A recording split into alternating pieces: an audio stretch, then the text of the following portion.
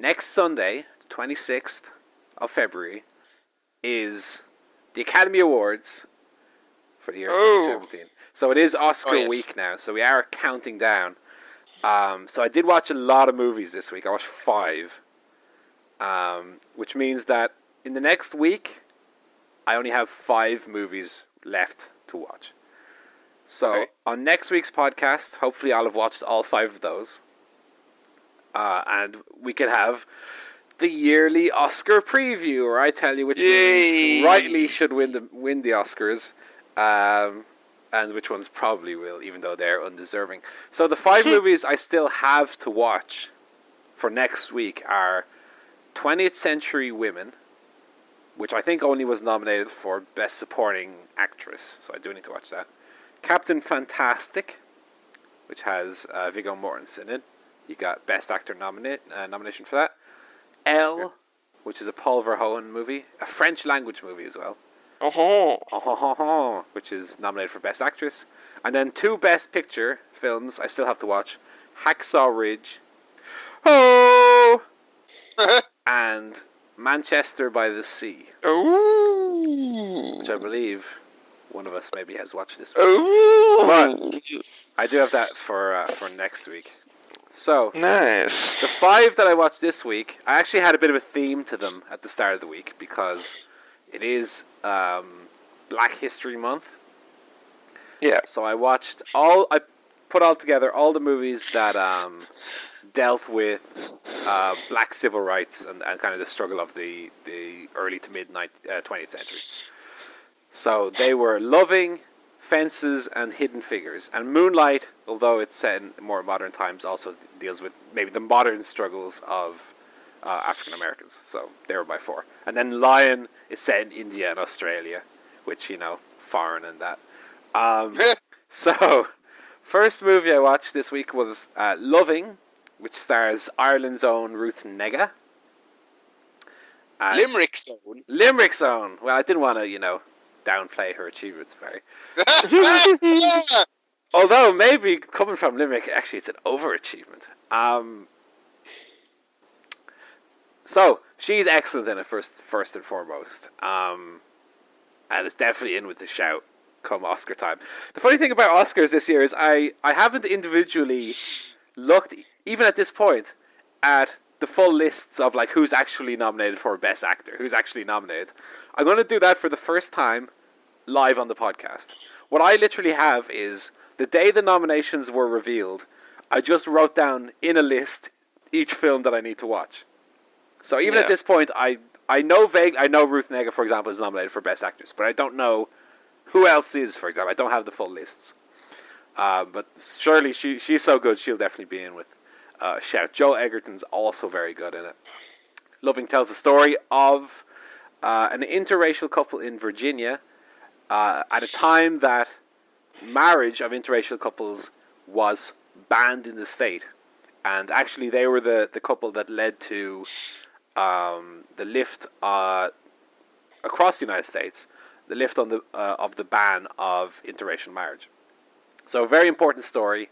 And the thing that I really liked about Loving is that although a lot of the actual story took place in the courts, the film stays almost exclusively with the characters, even during this whole process. So it's a very character-driven movie, and full of great performances. Looks great as well, and a story worth telling. So I did very much like Loving, given 8 out of 10. Would recommend. Not sure it's gonna. Actually, I think Loving is the only thing it's nominated for as Best Actress. I'm not sure, but yeah, I don't think it's Best Picture. Definitely a very good movie, so I would recommend. We then watched Fences. Fences is the Denzel Washington play turned to a movie. Well, not Denzel Washington play, but I was going to ask, what is he in the playwriting business now?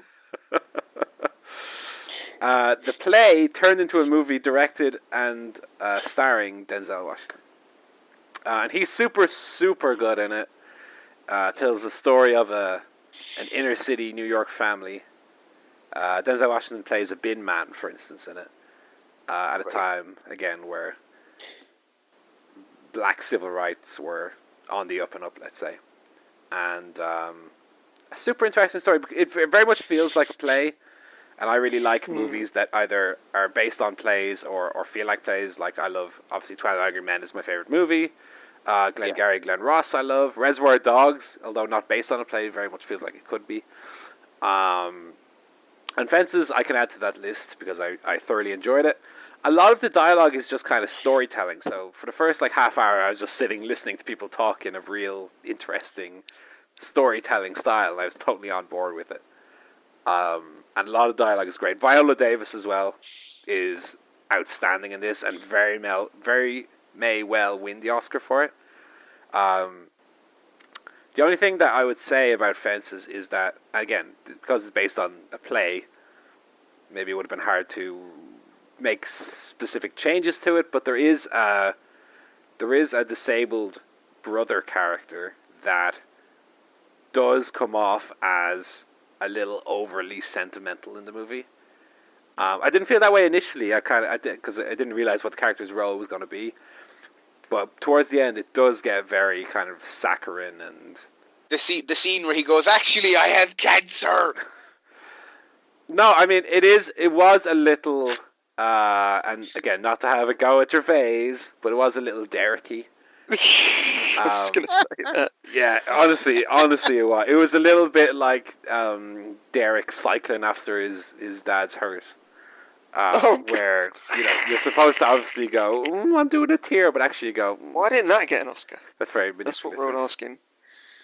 I don't know, but like I say, I love the dialogue. I like the performances in it; were extremely good, and I would also give Fences an 8.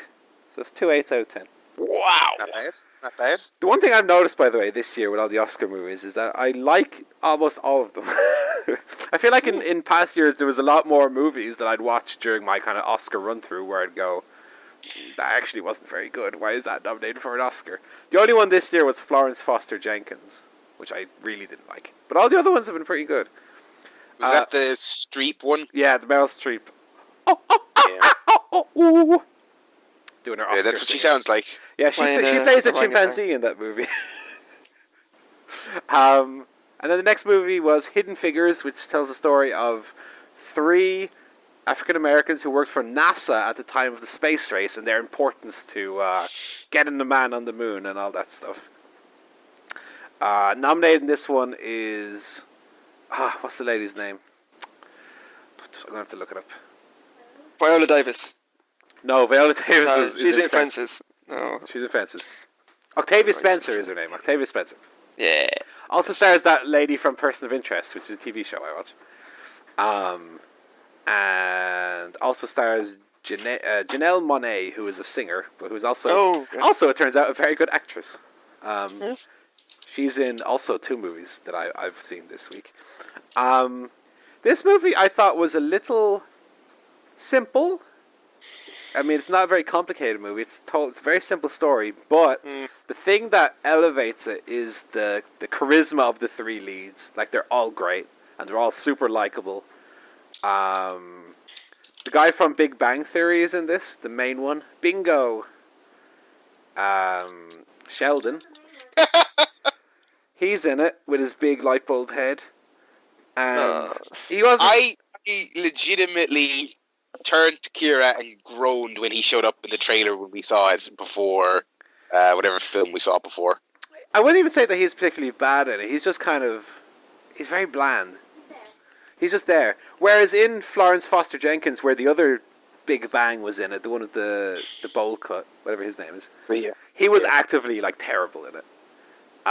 Sheldon was just, he was very bland. He didn't really, he's not very good at expressing emotions, I find. So his character just came off very one-leveled. But yeah, this is probably the funniest of all the Oscar movies I've watched, I would say. And it does have its, its emotional moments, does have its big kind of punch the air moments. Maybe not as good as Loving or Fences, but I did like it a lot as well. So I give Hidden Figures a 7. I wasn't totally on board with it at the beginning. A lot of the dialogue early on is super exposition heavy, where they're just saying, characters literally saying, "It's 1961," and you're like, don't tell me that. So I give that a 7 out of 10. Also worth a watch. Very, very good. Next movie, Moonlight. Have either of you seen? No, Not but yet. I actually only just saw the trailer like a couple of days ago, and it looks interesting. Moonlight is told in 3 parts. It's the life of this young black kid. The first part is where he's 8 years old. Part 2 is in his teens, and then part 3 as a young adult. And you see his life it's like Boyhood, but not made in 12 years. And also not starring the same kid for 12 years. It's 3 different actors. Not as good then. Well, actually, Joe, it's even better than Boyhood.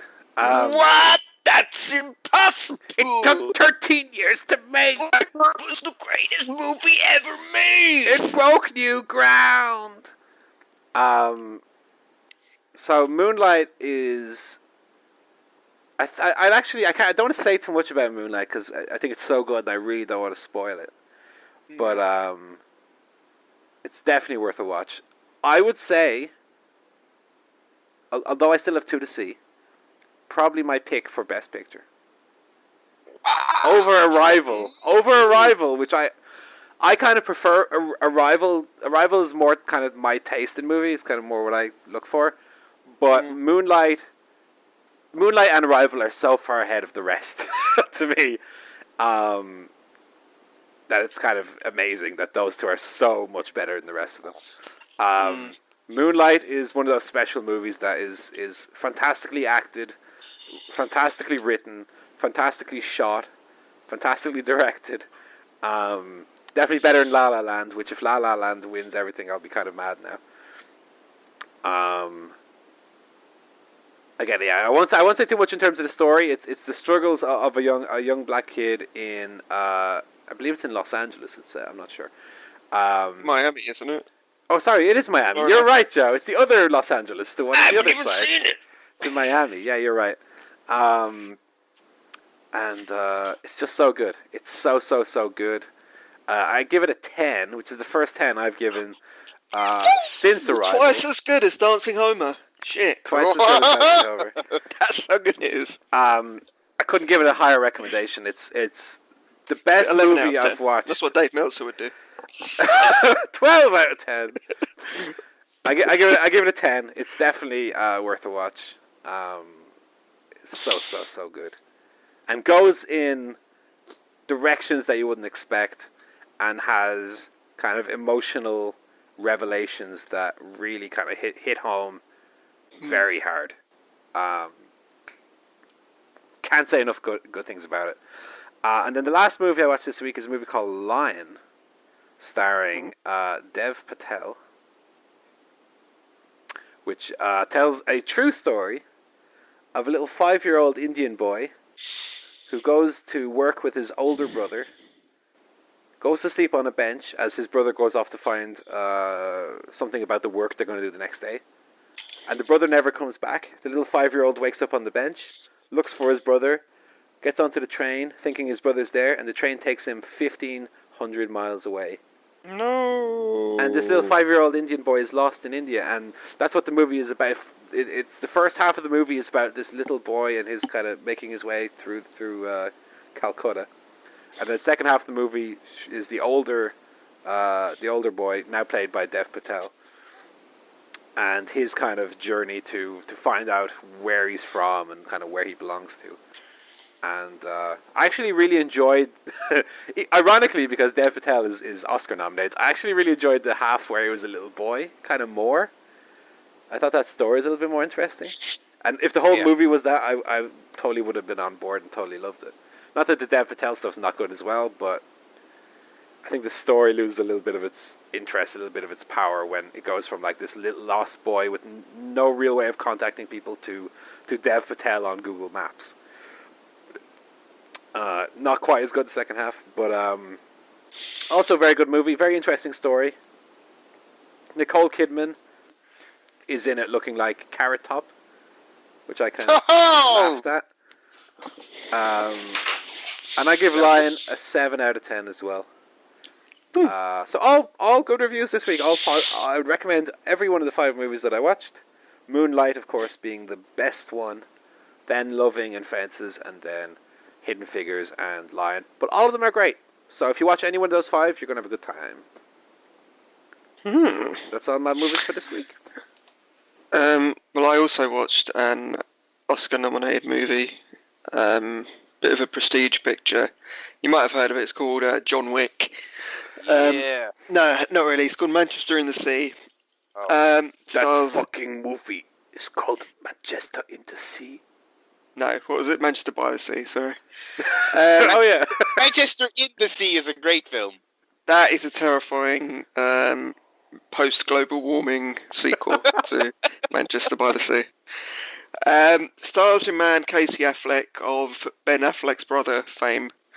As a man who has to go back to his hometown, Manchester by the Sea, to look after his nephew when his brother dies. His young nephew needs a guardian. But there's something in his past that you don't really get into straight away about why he doesn't want to go back to the town.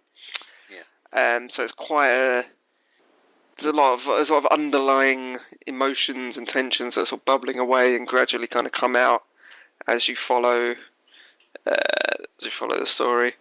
Good performances, very emotional, lots of character depth. All the characters are quite sort of subtle. There's no sort of big performances. It's all quite sort of down to earth, which kind of heightens the drama in a way. There's lots of kind of not quite funny, but kind of almost silly moments that kind of string the more dramatic bits together. It's a very good movie. It's a very good sort of character movie. I think you'll enjoy it. So I'd give it a thumbs up. I can't remember what I gave it, but it was probably like an 8 out of 10 or something like that. Yeah, that's a very good score. Yeah. And yes, I also watched John Wick. John fucking Wick! That fucking You killed nobody. his fucking dog! That fucking nobody! That fucking nobody was John Wick! The boogeyman! He said it. One thing, just before we go on, by the way. I mentioned before about how my tweet had kind of done good numbers. Not as good as the numbers that the ChairShot Podcast Twitter account did when tweeting about WWE Supercard. We got about 100 What? tweets. Oh yeah. We tweets last out the week? wazoo. Yeah, When it's was- strong reaction to that one. Yeah. Yeah, I didn't want to tweet them from my personal account because then people know that I play WWE Supercard. so I used the ChairShot one, and it got a lot of people replied to it. It's like 30 notifications about it. Yeah. It just goes on and on and on and on. I'm not seeing. Where the hell is this? So all I'm saying, Joe, you keep tweeting them. That's where our listener base is, obviously. Just tweet them every time there's an update. Go, oh, I love that new card. Cheers, lads. And get all the tweets for us. Lovely stuff. Yeah. Sorry, go on. John Wick, which we've all Yes, seen John Wick. now. John Wick. I enjoyed it a lot. It's not normally my kind of movie, like the kind of action kung fu movies like The Raid or whatever, where it's all fight scenes. That's not usually my kind of thing. But Yeah. I did enjoy this a lot because it was just a lot of silly fun. I just loved the whole kind of almost video game-esque way he shot people. It was just so silly that it was great. I liked the Russians. They were really over the top and funny. I did get a bit kind of fatigued by the end, especially the kind of final act or sort of final quarter of the movie. What did you make of the kind of ending, the big confrontation at the end? Because I was kind of underwhelmed by it. Yeah, a little bit. Because he does so much action at the beginning that it's hard to follow it up at the end unless you kind of start introducing like explosions and shit. Yeah, it was good overall. Could have done with a stronger ending, but good overall. Kevin Nash is in it as well. Mr. Wick. No, Mr. Vic. Mr. Vic. And then he leaves. That's it. Yeah, he survives. Unfortunately, though, I do have to say that I saw John Wick Chapter 2 this week, and Big Sexy did not re-emerge. Oh. So maybe they're saving that for the extended universe. I don't know, but yes, John Wick Chapter Dose I saw it this week, and I absolutely loved it. First and foremost, it's really great. It's got all the style and the action of the first one. There's one of the first big set pieces is sort of in a club-esque setting, kind of like the first big one in the first film. So it's still doing that whole thing, but it's a slightly different format, for lack of a better term. Whereas the first one is just a straight revenge film. It's going from point A to point B to get his revenge. And killing lots of people along the way. This one's it's similar enough, but it's a little bit different. It kind of begins with him basically being requested to come out of retirement because of a favor he requested before he got out of the game, and the plot kind of spirals from there a little bit. The film, and I think this will set off alarm bells for Paul. It's a little bit the Raid to the Raid 2. I was going to bring that up since Joe mentioned the Raid a second ago. They go a lot more in on the lore and the worlds that they kind of teased in the first one. You know, it's like it's all very small in the first one, like the currency and the hotel and who runs the Continental, and they never say any more about it. It's just this nice kind of backdrop for a revenge story. This one is still somewhat ambiguous, but they show their hand a lot more, and I think they tease of more to come as well later in a hypothetical sequel. So a lot more talk to that effect is going on. Now there's not way more dialogue like there was in the Raid 2, where the film was like longer and had more talking. It's still like Keanu Reeves still has about like 20 lines of dialogue across the whole film.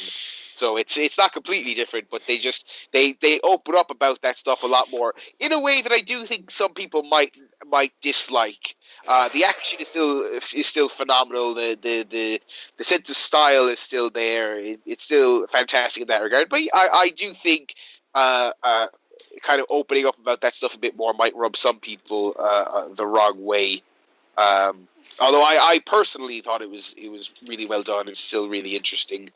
The only other problem I had with it was that the villains of the piece were a little bit weaker than the Russians. I really liked the Russians in the first one. In this one, just kind of goons. Just kind of goons that you don't mind seeing them get killed, but you're not really lusting for it like you are in the first. No Theon Greyjoy in there. No Theon Greyjoy. Ruby Rose is in this one, who I don't really like. Although she's pretty good. She plays a mute character. So she's kind of a badass suit-wearing mute assassin, which is cool. And she pulls it off reasonably well, but she is kind of a Bond henchman. The actual big bad in question is just kind of not nothing really to write home about. But yeah, it escalates pretty much everything in the way you'd want it. Crazier fight scenes, some more ridiculous settings. Like I can't get into details because I don't want to spoil it. But like some of the scenes in the tail end of the film are completely bonkers and they're really really fun. And yeah, and they expand on the world too. So I loved it. I might go see it again. And I think it was a fitting addition to the I guess now a franchise. But I think there's facets of it that may rub people the wrong way. I'll be interested to see what you two make if you go see it. Does anybody in the movie say that blank blank is John Wick? Is there a callback to that line at all? I don't want to. Let's spoil it, obviously. Okay, yes. Because if I was making the movie, there'd be definitely a callback to that. Someone would say, that stupid idiot. Probably Chris Jericho doing the wrestler cameo this time. And then someone would go, "That stupid idiot." Wow, It's it was John Wick. it's not as good as, because obviously that's like the highlight of the first film. Definitely is my highlight. It's not as good in the second one, but there is a moment where a simple henchman says something to the effect of who cares about blank, and someone it's early on as well, and higher up goes, it's John Wick, and he goes, oh.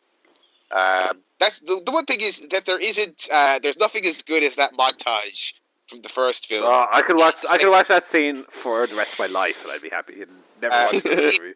It has a more light-hearted equivalent, which is good, but it's not a patch on the original. There's a scene where, you know, when he's coming out of the game again, he's they intersplice 3 different scenes where he goes to a gun dealer, he goes to a suit, a tailor, and what's the third one? Like an armor person, I guess. And so they do have a montage where he's basically getting all his gear and he's being measured up for the suit, and it's very cool, and it's a little funnier, but it's not a patch on that montage from the original.